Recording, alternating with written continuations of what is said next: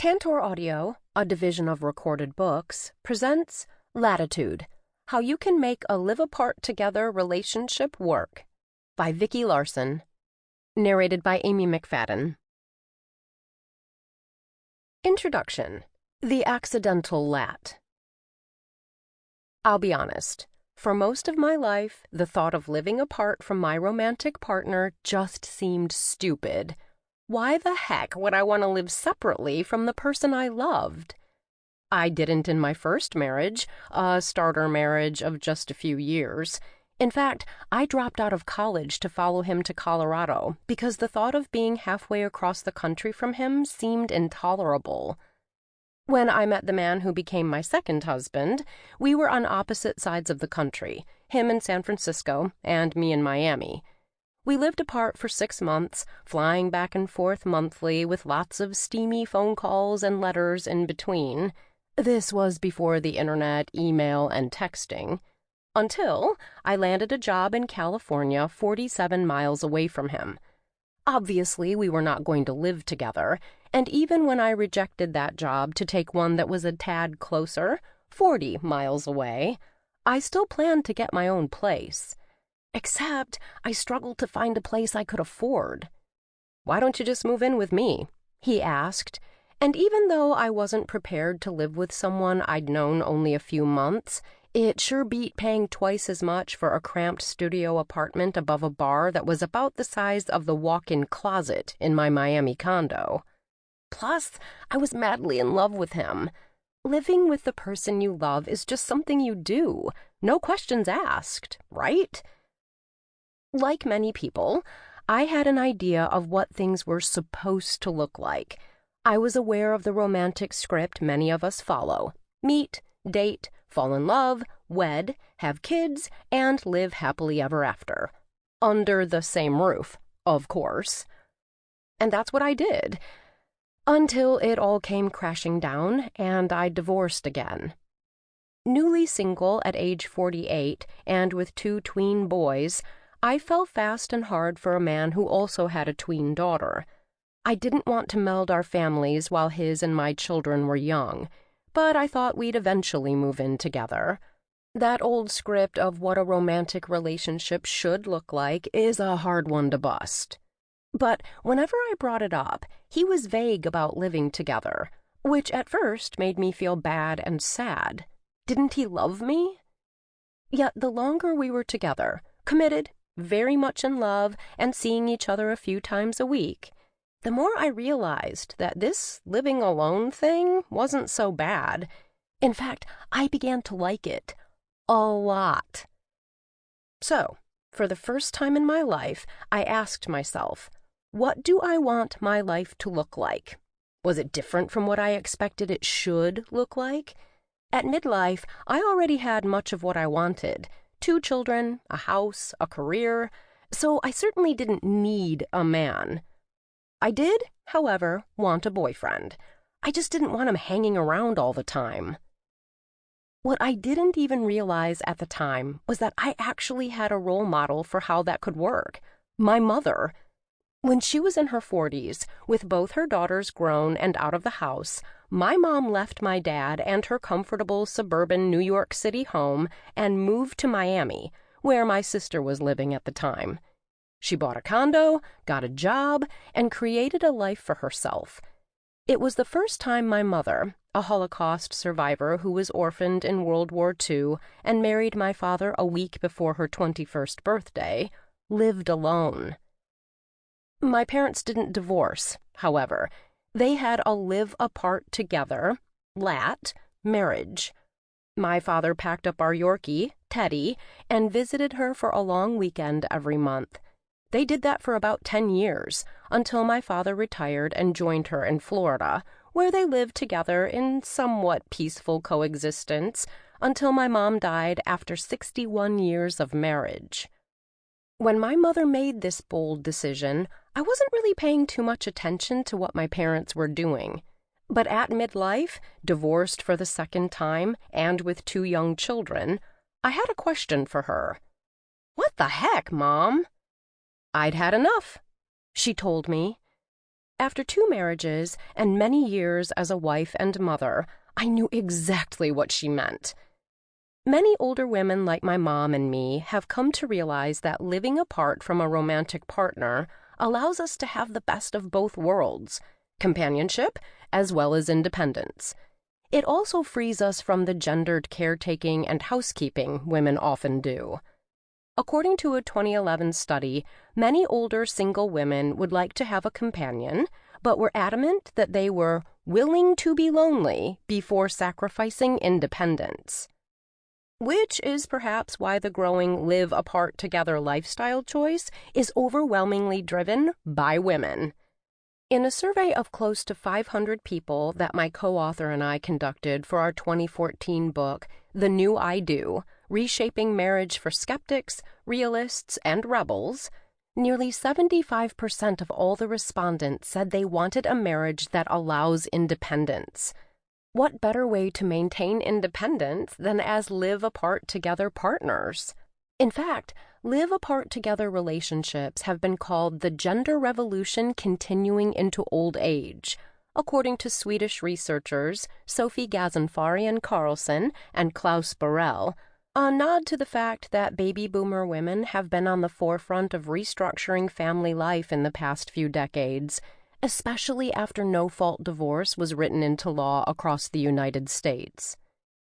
As much as many heterosexual women desire equality in their marriages, the truth is many do not achieve it. I finally did, but only after I divorced, when my former husband and I had 50-50 physical custody of our boys, 1 week with me, 1 week with him. Having time to myself not only rejuvenated me, but it made me a better mother, friend, journalist, and romantic partner. It gave me much-needed self-care and space. Is divorce the only way a couple can have more equality in their relationship and me time? No. Could they have that if they stayed together? Yes, as live-apart together partners.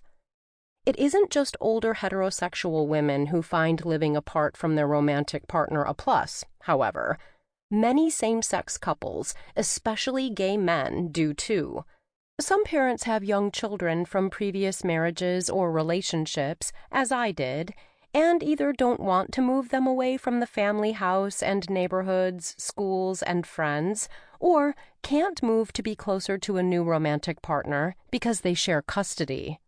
Those who embrace polyamory, solo polyamory, when someone has multiple intimate relationships but prefers an independent lifestyle, and ethical non-monogamy, are also often drawn to living apart. Other couples choose to live apart because they've hit a rough patch in their marriage and need space but don't want to divorce, like my mom. Many romantic partners say living apart has brought them closer. Not to say that couples can't get closer while living under the same roof, but here's something that often happens when couples live together. They begin to take their partner for granted. Life is busy, they're distracted, they want things to be easy, or at least less stressful, and so they go into roommate mode, occupying the same space, but not necessarily engaging in meaningful, intimate ways. You can easily forget to appreciate or even notice the small things your partner does to make your life enjoyable, and they may also miss your good intentions. That complacency can lead to living life side by side without enjoying all the aspects of the relationship and your partner that drew you to each other in the first place. Just because you're living together doesn't mean that you are always connecting with each other in significant ways. In fact, people spend hours a day on their smartphones, tablets, and streaming. There is little that's intimacy building or meaningful about that, unless streaming a series about someone else's hard times or dysfunctional marriage helps you appreciate your own relationship better, and there's some research to indicate that may be so. That hasn't happened with me and any of my partners, or any of the live-apart together couples I spoke to for this book. If anything, research shows that couples who live apart from each other work harder at staying connected. You have to plan the times you're going to be together, and then when you are together, you're much more engaged and in the moment, not just occupying the same space. Speaking of intimacy, here's one of the best perks of living apart from your partner: more sex and more satisfying sex. Given that so many people say they are in sexless marriages, living apart just may be the key to keeping desire alive. In fact, studies indicate that women who don't live with their partners retain their desire much more than women who do. Home, marriage, and motherhood have forever been the pursuit of many women. Famed psychotherapist Esther Perel writes, but also the place where women cease to feel like women. And, according to a recent study, unmarried couples who live apart report the highest levels of sexual satisfaction. And who doesn't want that? Assuming you're interested in sex, that is. Actor Gillian Anderson understands the attraction of the live-apart together lifestyle. As she says about her romantic partner, producer Peter Morgan, "My partner and I don't live together. If we did, that would be the end of us. It works so well as it is. It feels so special when we do come together." So does Helen Fisher, the biological anthropologist, best-selling author, and advisor to the internet dating site Match.com.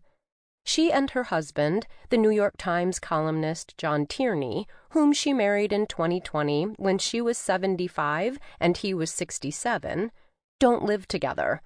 Instead, she has her place in Manhattan and he has his in the Bronx, and they spend a few nights together and a few apart each week. "I miss him terribly," she admits, "but it's a great way to have a really long-term romance."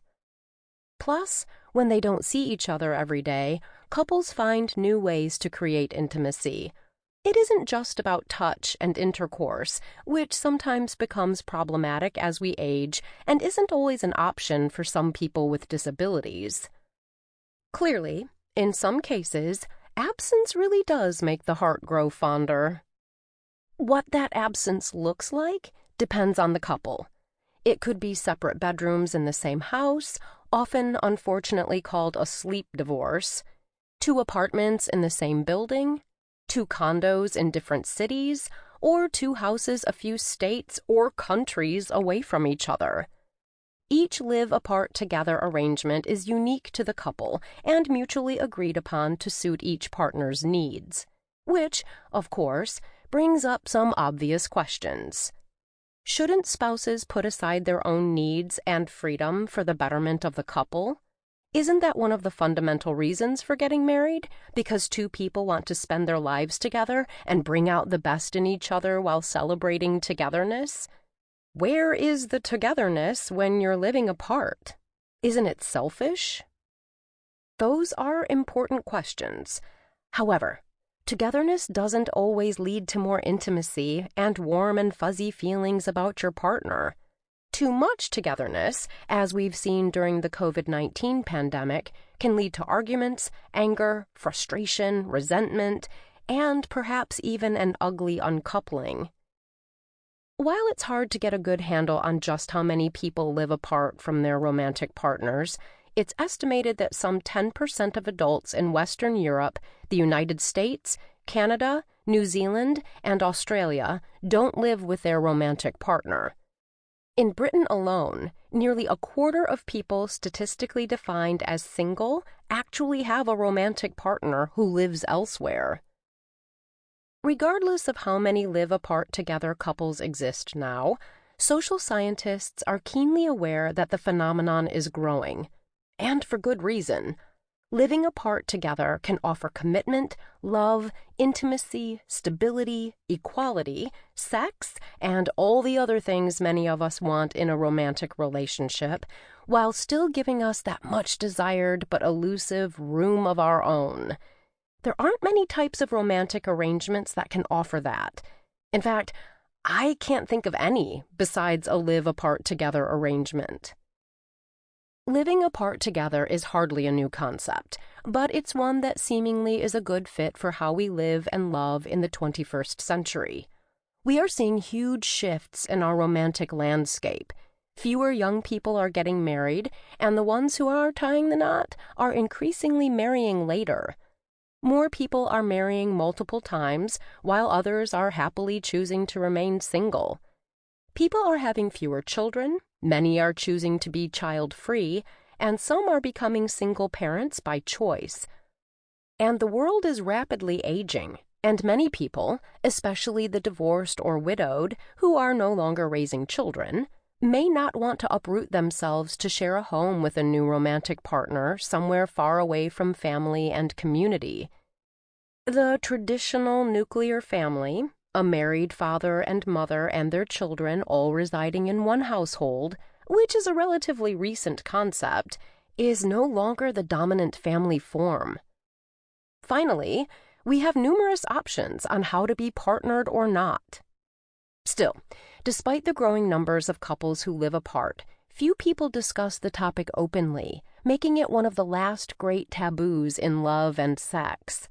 Many who choose this way of living and loving feel stigmatized, invalidated, misunderstood, and invisible.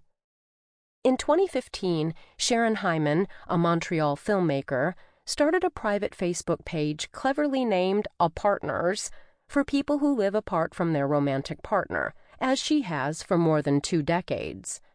Almost all the people asking to be a member said the same thing. "I thought we were the only ones. I'm so happy to know we're not." Which is why I decided to write this book. To be clear, I am not saying that living apart from your romantic partner is better than living together, although it may turn out that way for some couples. I am not advocating for couples living apart. What I am advocating for is letting people know that they have options in how they would like to arrange their romantic life, including living apart together. Throughout this book, I will often abbreviate live apart together relationships to LAT and say LAT couples to refer to 2 people in a live apart together relationship. I will also sometimes call people LATs, acknowledging that some people who embrace the lifestyle are polyamorous or solo polyamorous, and thus more than a couple. They are sometimes married and sometimes not. They are sometimes heterosexual and sometimes queer. I use actual names when they are referenced as such in published articles and online, and when I have gotten permission from those I've quoted and interviewed. I use pseudonyms when requested by those I've interviewed and who gave me permission to share their stories. Chapter 1 asks and answers the first question many people are curious about: why live apart? In Chapter 2, we'll explore who's doing it and why, including the history of the trailblazing queer community and cultures over time and throughout the world, as well as present-day LATs. Chapter 3 is all about busting the myths of living apart together. For example, that you have to be wealthy, because you don't. While Chapter 4 walks you through how and when to start the conversation with a potential or new partner, how and when to start the conversation with a current partner, how and when to tell families and friends, and how to handle the people who just don't get it, as well as your own ambivalence about it. I'll address the practicalities of making LAT relationships work in Chapter 5, how often, how far, whose house, the financial realities in Chapter 6, and the legal issues in Chapter 7.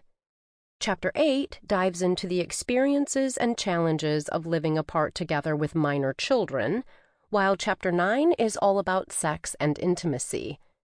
Chapter 10 tackles aging apart, including retirement, caregiving, adult children, and end-of-life concerns.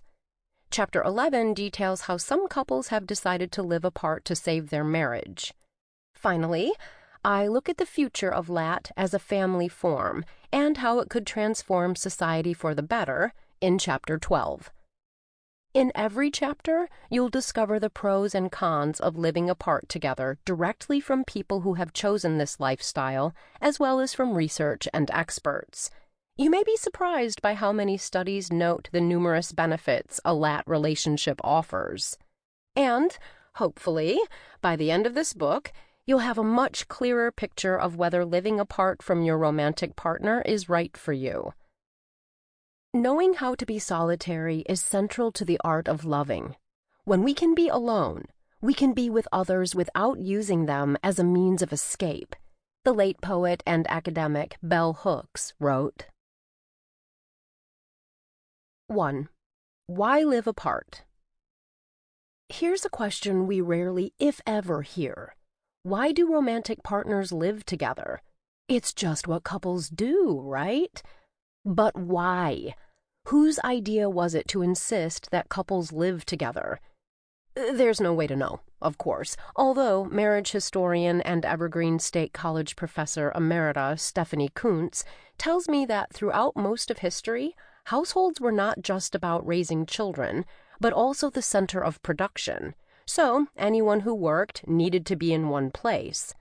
She also notes, it took a certain amount of capital to set up a household, so people often didn't marry until they could do so, and people who could not afford to set up a little family farm or business worked as servants or lived as household dependents in the homes of those who could, even if they were married to someone who worked and lived in another household.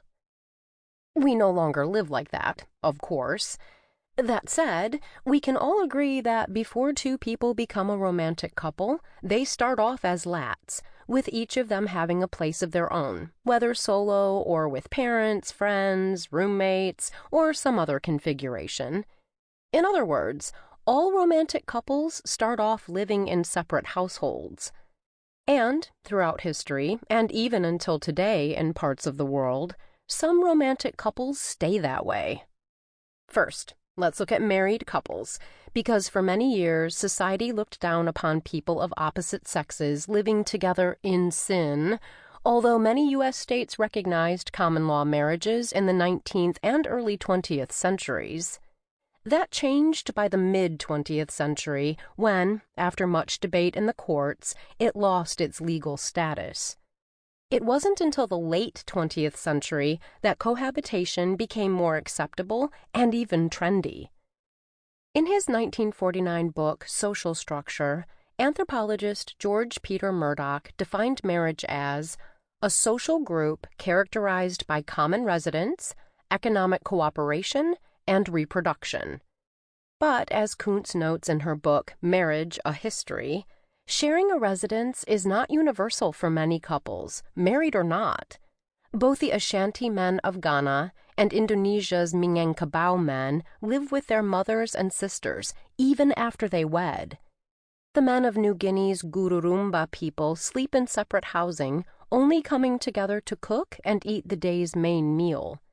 And in 18th century Austria, lower-class married couples often lived apart for years, mostly because they were servants living in other people's houses. The Mwasao people of southwest China have been extensively written about for practicing what's called a walking marriage, although they traditionally haven't married. Mwasao men visit their female lovers at night at their places and go back to their mothers' houses in the morning to help raise their sisters' children and grandchildren and contribute to the daily chores of their own extended family. That means, instead of living with their parents under one roof, Mwasao children live with their mother in her multi-generational house, a model for lat couples with young children that we'll discuss in more detail in Chapter 8. There were no problems with this arrangement until the Chinese government instituted its One Husband, One Wife campaign in 1975, forcing the Mwasao to build houses so married couples could live together under one roof. This did not go over well, as sociologist Judith Stacy details in her 2012 book, Unhitched: Love, Marriage, and Family Values from West Hollywood to Western China. In fact, it caused huge disruptions. Mwasao adults who lived through the marriage campaigns recount endless stories of domestic disharmony and even violence unleashed by this coerced cohabitation, especially when women were forced to move in with their husbands' families or to live with their husbands and children in modern nuclear households. She writes, in 1981, the Mwasao were allowed to return to their traditional customs, which they did happily. It's likely that walking marriages wouldn't be all that popular in the Western world, yet the U.S. has a history of keeping spouses apart. For nearly 250 years, African Americans were beholden to their white slaveholders, who often determined which couples could marry and which had to separate. Rather than agree to the typical "until death do us part" wedding vows, African American couples instead had to answer, "Do you take this woman or this man to be your spouse until death or distance do you part?" The U.S. federal government also forced husbands and wives to separate when they created laws to break up the plural marriages of Native American tribes, Mormons, and immigrants in the 1800s. Still, each man was allowed to keep one wife. But if anyone did the most to keep husbands and wives apart, it probably was the Victorians.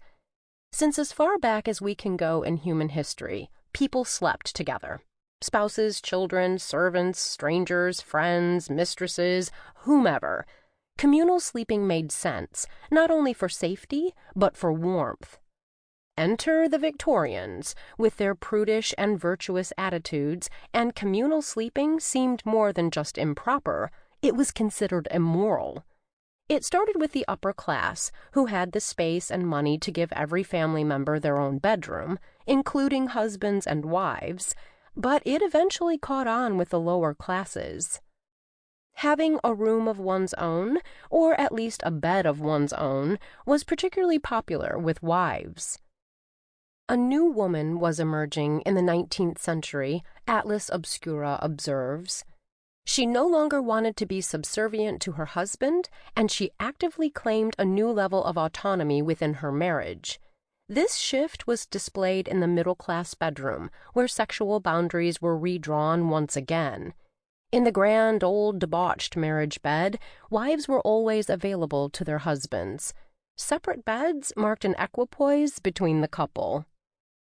After World War II, however, when there was a push for family togetherness, sleeping in separate beds was seen as indicating a troubled, loveless, and sexless marriage, a myth that persists today, writes certified behavioral sleep medicine specialist Wendy M. Troxell.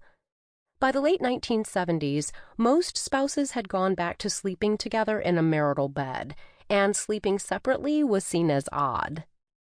Since the 1990s, there has been a rise in unmarried couples who move in together. Their reasons are not unexpected: love and companionship, according to a 2019 Pew Research Center survey. That said, about 4 in 10 couples say they decided to live with their romantic partner because it made financial sense or because it was convenient.